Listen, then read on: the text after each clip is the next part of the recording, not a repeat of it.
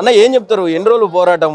నేను ప్రగతి పదంలో ముందరికి నడిపిస్తున్న ఆర్టీసీ లాభాలలో తేలుతుందని చెప్పి రేవంత్ రెడ్డి చెప్తున్నాడు. మహిళా సాధికారత వాళ్ళకి అప్పచెప్తున్న ఆర్టీసీని అని చెప్పి రీసెంట్గా ఒక పెద్ద సభ పెట్టిండు. మరి ఎందుకు ఇంకా మీరు రోడ్ల మీదకి ఈ రిటైర్డ్ అయినటువంటి ఎంప్లాయీస్ కావచ్చు, బకాయిల కోసం ఇట్లా ఈ కొట్లాటలు ఎన్నాళ్ళు ఇంకా? ఇవాళ విశ్రాంత ఉద్యోగులని రోడ్డు మీద పంపించింది ప్రభుత్వం యాజమాన్యం. ఈ విశ్రాంత ఉద్యోగులు పనిచేయకపోతే ఆర్టీసీ ఇంత అయిందా? ఇలా ఈ ఆస్తులు పాస్తులు కావచ్చు, ఈ బిల్డింగులు కావచ్చు, ప్రతి ఒక్కటి కూడా ఇవాళ ఈ కార్మికులతోటే వచ్చింది. వాళ్ళ సేవలే ఇవాళ వాళ్ళు 36 ఏళ్ళు, 38 ఏళ్ళు, 40 ఏళ్ళు సేవ చేసి ఆర్టీసీకి యవ్వన జీవితాన్ని దారబోసి కష్టం చేసి పనిచేయడం వలన ఆర్టీసీ ఆస్తులన్నీ ఇంతింతై వటుడింతైన చందంగా వచ్చింది. మరి వాళ్ళు ఏం అడుగుతలేరు, గొంతెమ్మ కోరికలు కాదు, బిచ్చం అడుగుతలేం. మా జీతా పైసలు మాకు ఇవ్వండి, మేము పనిచేసిన పైసలు అంటా ఉన్నాం. 15 ఏళ్ళ నుంచి ఇవాళ వాళ్ళకి డబ్బులు రావాల్సి ఉన్నాయి. లీవ్ ఎన్కాష్మెంట్లు ఉన్నాయి, సెటిల్మెంట్లు ఉన్నాయి, అట్లాగే పిఆర్సీ బకాయిలు ఉన్నాయి, 2013 ఉన్నాయి, 21 ఉంది. ఇవాళ ఇవన్నీ కూడా వాళ్ళకి రావాల్సినవి ఉన్నాయి. ఎందుకు ఇవ్వద్దు? ఇవాళ పనిచేసే కార్మికునికేమో జీతం వస్తూ ఉన్నది, సర్వీస్లో ఉన్న వాళ్ళకి జీతం వస్తుంది, రిటైర్డ్ అయిన వాళ్ళకి జీతం రాదు. రానప్పుడు ముందు ప్రియారిటీ ఎవరికి ఇవ్వాలి? ముందు రిటైర్డ్ అయిన వాళ్ళకి ఇవ్వాలన్నా ఇవ్వద్దా? అది ఇవ్వకుండా యాజమాన్యానికి గవర్నమెంట్కి అక్కర్లేదు. ఇవాళ వాళ్ళకి తెలివి ఉండాలి. ఎందుకంటే రిటైర్డ్ అయిన కార్మికుడు రోడ్డు మీద పడతాడు, వాళ్ళకి ఇవ్వాలనేటువంటి ఇంగిత జ్ఞానం కూడా లేకుండా చేయడం, దీన్ని అమానుషం, దీన్ని ఖండిస్తున్నాం. యాజమాన్యం ఇప్పటికైనా కళ్ళు తెరవాల్సిన అవసరం ఉంది. రెండోది, చాలని జీతాలు, పెన్షన్ ఉండదు. 2000, 3000 పెన్షన్ వస్తుంది. ఆ పెన్షన్ కూడా మరి హయ్యర్ పెన్షన్ రావాలంటే ఇవాళ ఆర్టీసీ కార్మికుల పిఎఫ్ డబ్బులన్నీ పిఎఫ్ ట్రస్ట్ కట్టకుండా యాజమాన్యం వాడుకోవడం వలన ఇవాళ మాకు హయ్యర్ పెన్షన్ కూడా రావట్లేదు. అంటే తాత్కాలికంగా 8000, 10,000, 12,000 హయ్యర్ పెన్షన్ వస్తుంది. 15,000, 20,000 రావాల్సిన వాళ్ళకి. ఇదంతా కూడా యాజమాన్య వైఖరి. యాజమాన్యం మరి ఆర్టీసీలో మేము పనిచేసినాం, పిఎఫ్కి మా జీతంలో కట్ అయినాయి, జీతంలో కట్ అయిన డబ్బులు తిరిగి పిఎఫ్ ట్రస్ట్కి వాళ్ళు చెల్లించాలి. చెల్లించకపోవడం వల్ల జరిగిన అన్యాయానికి బాధ్యత వహించాల్సిందేనా ఈ ప్రభుత్వం, ఈ గవర్నమెంట్, ఈ యాజమాన్యం? మరి వాళ్ళ యాజమాన్యమే బాధ్యత వహించాలి.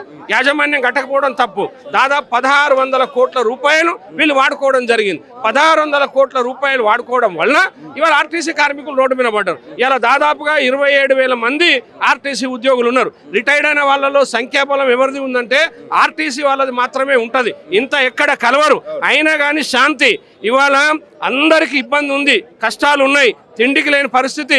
ఒక 500-600 మంది చనిపోయినరు. వాళ్ళ కుటుంబాలు ఎట్లా ఉండాలి ఇవన్నీ చూడాలి. అయినా కానీ ఎంత శాంతియుతంగా వచ్చిందో మీరు చూస్తూ ఉన్నారు. అంటే మేము డిసిప్లైన్ ఉన్న ఆర్టీసీ వ్యక్తులు. అదే వేరే వాళ్ళ ఒక్కసారి ఎయిరా అంటే తిరగబడితే ఈ ఆర్టీసీ ఉండదు, గవర్నమెంట్ ఉండదు. కాబట్టి మేము కోరుకునేది ఒకటే, ఇప్పటికైనా యాజమాన్యం వెంటనే నువ్వు ఆస్తులు అమ్ముతావు. ఈ ఆస్తులు ఎవరితో వచ్చినాయి? మాతోటే కదా, మేమే కదా సంపాదించింది. మరి మీ అక్కడికి లీజుకి ఇస్తున్నావు కదా, లేకపోతే నువ్వు లీజుకి కుదవబెట్టి తీసుకుంటున్నావు కదా, ఇవాళ పెట్టు. ఇదంతా పెట్టి రిటైర్డ్ అయిన కార్మికుల బకాయిలు వెంటనే చెల్లించాలని డిమాండ్ చేస్తున్నాం. లేకపోతే శాంతియుత పోరాటం ఉండదుగా. నెక్స్ట్ అంటే ఇప్పటికి 3 పోరాటాలు అయిపోయినాయి. ఇక్కడ 4వ పోరాటం వస్తే ధ్వంసం చేయడానికే వస్తారు తప్ప మంచిగా రారు. ఇవాళ మా శాంతి అంటే మా మంచితనాన్ని చెడుగా ఆలోచించొద్దు. యాజమాన్యం నవ్వుకుంటుంది, వాళ్ళకి తర్వాత ఇస్తాం, వీళ్ళకి ఇస్తున్నాం కదా అంటే రోజు జీతం వచ్చడానికి బకాయిలు ఎందుకు? నువ్వు జీతం ఎట్లా కొత్తనికి వస్తూ ఉంటుంది? నువ్వు సర్వీస్లో ఉన్నావు, ఇలా రిటైర్డ్ అయిన వాళ్ళకి ఇవ్వాలన్నా ఇవ్వద్దా? ఇది ఇవ్వాలి. కాబట్టి మీ ద్వారా నేను చీఫ్ జస్టిస్ని కూడా రిక్వెస్ట్ చేస్తున్నా, సో మోటోగా దీన్ని కేసు తీసుకోవాలి. ఇలా కోర్టులు చాలా మందికి న్యాయం చేయాలి. 27,000 మంది ఆర్టీసీ ఉద్యోగుల అర్థనాదాలని కోర్టు అర్థం చేసుకోవాలి, ప్రజలు అర్థం చేసుకోవాలి, ప్రభుత్వం అర్థం చేసుకోవాలి. కాబట్టి చీఫ్ జస్టిస్కి మా రిక్వెస్ట్ ఒకటే, వెంటనే సోమోటోగా కేసు పెట్టి ఆర్టీసీ ఆస్తులు అమ్మించైనా సరే ఇవాళ కార్మికుల డబ్బులు ఇవ్వాలి. రెండోది, ఇవాళ ఇంతమంది రోడ్ల మీద ఉంటే ఏం పాపం చేసినాం? లోపలికి వస్తే ధ్వంసం చేస్తున్నామా, దొంగలమా, అంటరాని వాళ్ళమా? లోపలికి రాణిస్తలేరు. ఇది చాలా అమానుషం, ఇది చాలా అమానుషం. లోపల దాకా రావాలి, మంచినీళ్ళు పెట్టాలి, మాట్లాడాలి. ఇప్పటికైనా ఎండి గారు వచ్చి మాట్లాడాలి. ఏదైతే మా కమిటీ ఉందో అక్కడ కూర్చునే వాళ్ళు పిట్టల లక్ష్మయ్య, చంద్రారెడ్డి గారు వీళ్ళందరూ ఉన్నారో వాళ్లతోటి కూర్చొని మాట్లాడి సంప్రదింపులు చేయాలి. లేకపోతే ఊరుకునేది లేదు. రెండోది, ట్రాన్స్పోర్ట్ మినిస్టర్ ఉన్నాడు, మరి ఏం చేస్తా ఉన్నాడు? ఏం చేస్తా ఉంది? ఇవాళ వాళ్ళు రావాలి. పొన్నం ప్రభాకర్ గారికి బాధ్యత లేదా? ఇంతమంది రోడ్డు మీద అయితే వీళ్ళు ఓట్లు వేయలేదా? నీకు ఓటర్ అయితే కావాలి కానీ ఇలా మా జీతాలకు మాట్లాడవా? వెంటనే మరి గవర్నమెంట్ స్పందన కావాలి, వాళ్ళు కూడా మాట్లాడి పరిష్కారం చేయాలి. లేకపోతే నెక్స్ట్ టైంలో ఇప్పటికే జేఏసీగా పోరాటం చేస్తూ ఉన్నాం.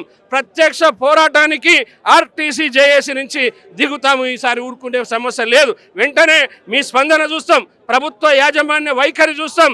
ఆ తర్వాత ప్రత్యక్ష పోరుకు దిగితే ఎవరు కూడా ఆపలేరు. అందుకే యాజమాన్యం ప్రభుత్వం దిగి రావాలి, మా కమిటీతోటి సంప్రదింపులు చేయాలి, దీనికి సరైన మార్గం చెప్పాలి. లేకపోతే ఆస్తులు అమ్మి ఇవ్వాలని చెప్పి డిమాండ్ చేస్తున్నాం.